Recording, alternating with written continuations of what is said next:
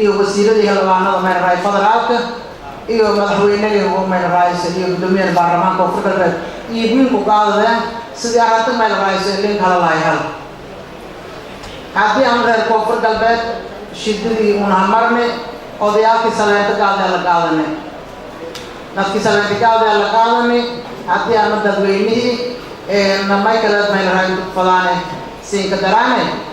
duweysiisantii way fadaane saleento siinlaqaanay guddoomiyaha baarlamaanka iyo madaxweynaha koonfur galbeed ini mukhtaar hogow laha hurnimadiisa la siiyo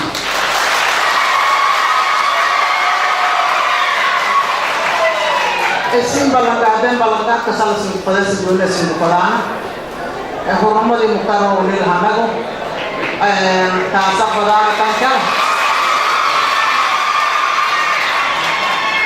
reer koonfur galbeed odayaashoo sameyn la qaadleen haddii ana dadweynihii sameyntii meelraay liskiini